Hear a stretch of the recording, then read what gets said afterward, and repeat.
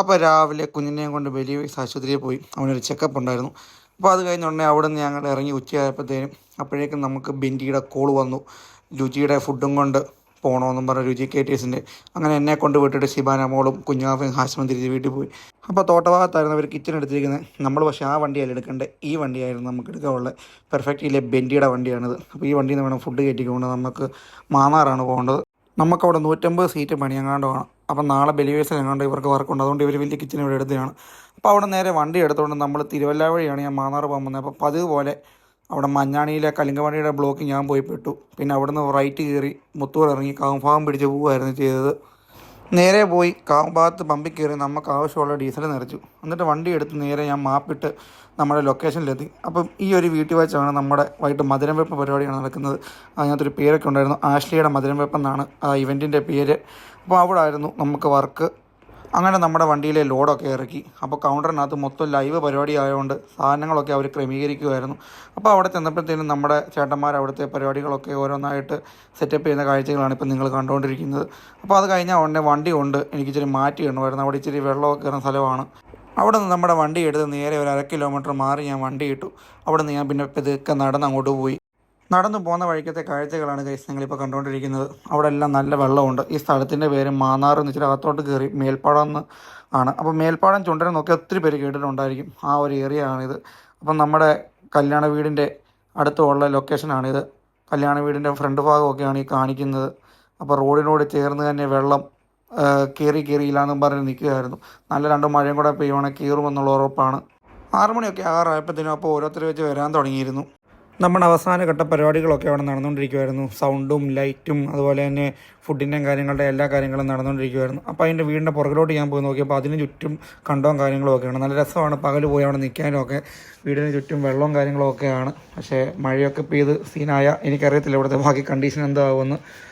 അപ്പോൾ ഇതായിരുന്നു ആ വീടിൻ്റെ പുറകിലത്തെ ഒരു കാഴ്ച എന്നൊക്കെ പറഞ്ഞാൽ. മധുരമപ്പ് പരിപാടി അപ്പോൾ ഏകദേശം തുടങ്ങാനൊക്കെ ആയി. അപ്പം നമ്മുടെ സ്റ്റേജിൽ ലൈറ്റും കാര്യങ്ങളും എല്ലാം ഓണായി. അപ്പം നമ്മുടെ പാട്ട് പാടുന്ന ചേട്ടന്മാരും എല്ലാം ചെക്ക് ചെയ്ത് അടിപൊളിയായി. അതുപോലെ തന്നെ സൗണ്ടും കാര്യങ്ങളും എല്ലാം ചെക്ക് ചെയ്യുന്നൊരു കാഴ്ചയാണ് നിങ്ങൾ കണ്ടുകൊണ്ടിരിക്കുന്നത്. അപ്പോൾ ആ സമയം ഞാൻ ബോറടിച്ചിരുന്നു. അപ്പോഴേക്കും ഞാൻ റീലൊക്കെ കണ്ടുകൊണ്ട് ഞാൻ അവിടെ ഇരുന്നു. അങ്ങനെ റീലൊക്കെ കണ്ടുകൊണ്ടിരുന്നപ്പോഴാണ് ജ്യൂസിൻ്റെ കൗണ്ടർ ഓപ്പൺ ആയെന്ന് പറഞ്ഞത്. പിന്നെ നേരെ പോയി ഒരു ജ്യൂസ് അങ്ങ് കുടിച്ചു. അപ്പം മുന്തിരി ജ്യൂസ് ഉണ്ടായിരുന്നു, പിന്നെ മാങ്ങയുടെ ഒരു സ്പെഷ്യൽ ജ്യൂസ് ഉണ്ടായിരുന്നു, അതുപോലെ തന്നെ 2-3 ഐറ്റം സ്നാക്സ് ഒക്കെ ഉണ്ടായിരുന്നു. അത് കഴിഞ്ഞ് ഞാൻ നേരെ ഒന്നുകൂടെ പുറത്തോട്ട് പോയി. അപ്പം നമ്മുടെ ക്യാമറമാർ ചേട്ടന്മാർ വന്ന് നമ്മുടെ ബ്രൈഡിൻ്റെ ഫോട്ടോ ഒക്കെ എടുക്കുമായിരുന്നു. അപ്പോൾ ഇതായിരുന്നു കേസ് ആ വീടിൻ്റെ ഒരു ഓവറോൾ ലുക്ക്. പുറത്തെ ലൈറ്റും കാര്യങ്ങളൊക്കെ അപ്പം ഇട്ടു, ഓക്കെ ആയി. അത് കഴിഞ്ഞ് ഞാൻ പിന്നെ അകത്തോട്ട് കയറിപ്പോയി. അകത്തോട്ട് കയറിപ്പോയപ്പോഴാണ് കാഴ്ചകളൊക്കെ കാണുന്നത്. നമ്മുടെ ഇവിടുത്തെ അച്ഛൻ ഒരു അമേരിക്കയിൽ ജോലിയൊക്കെ ചെയ്യുന്ന ബിസിനസ് ചെയ്യുന്ന ഒരാളാണ്. അപ്പോൾ അവിടെ നിന്ന് അവരുടെ ഫ്രണ്ട്സായിട്ടുള്ള മദാമയും സാഹിബും ഒക്കെ വന്നിട്ടുണ്ടായിരുന്നു. അപ്പോൾ ഈ മധുരം വെപ്പ് പരിപാടിക്ക് ഗ്രൂമൊക്കെ വന്നിട്ടുണ്ടായിരുന്നു. അപ്പോൾ അവർ കുറേ ഫാമിലി ഫോട്ടോസും കാര്യങ്ങളും ഒക്കെ എടുത്തുകൊണ്ടിരിക്കുകയായിരുന്നു. അപ്പോഴേക്കും നമ്മുടെ ദോശ ഉണ്ടാക്കുന്ന ചേട്ടൻ നമ്മുടെ ചട്ടുകമൊക്കെ അടുപ്പൊക്കെ ഒന്ന് ചൂടാക്കി നല്ല സെറ്റാക്കി ദോശയൊക്കെ തൊടാൻ തുടങ്ങിയിരുന്നു. അപ്പോൾ ഫോട്ടോഷൂട്ടും കാര്യങ്ങളൊക്കെ നടന്നുകൊണ്ടിരിക്കുമ്പോഴാണ് ഇവരെ ഞാൻ കാണുന്നത്. ഇത് കണ്ടിട്ട് എനിക്ക് ആദ്യം തോന്നിയത് നമ്മുടെ കല്യാണരാമലെ അപ്പച്ചനും അമ്മച്ചയും പോലാണ്. നല്ല അടിപൊളി കപ്പിൾസാണ് ഇവർ. അത്യാവശ്യം ഫോട്ടോഷൂട്ടും കാര്യങ്ങളും എല്ലാം എടുത്ത് കഴിഞ്ഞപ്പോഴത്തേനും എല്ലാവരും ഇരുന്ന് കഴിക്കാനൊക്കെ തുടങ്ങി. അപ്പോഴാണ് പരിപാടി അടിപൊളിയാക്കാൻ വേണ്ടി ഒരു ചേച്ചി വന്ന് ഗാനമേളക്കാരുടെ വന്ന് ഒരു പാട്ടങ്ങ് പാടി.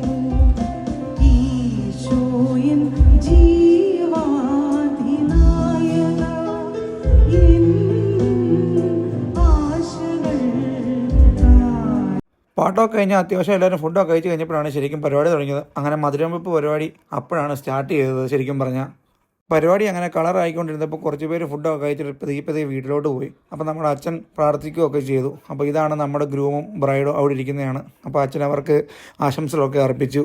പരിപാടിയൊക്കെ തീരാറായപ്പോഴത്തേക്കും എനിക്കും വിശപ്പിൻ്റെ വിളി വന്നു. അപ്പോൾ ഞാൻ നേരെ പോയി ഒരു പ്ലേറ്റ് എടുത്തുകൊണ്ട് ചെന്നു. അപ്പോൾ ഒരുപാട് ഐറ്റങ്ങൾ നമുക്ക് കഴിക്കാൻ ഉണ്ടായിരുന്നു.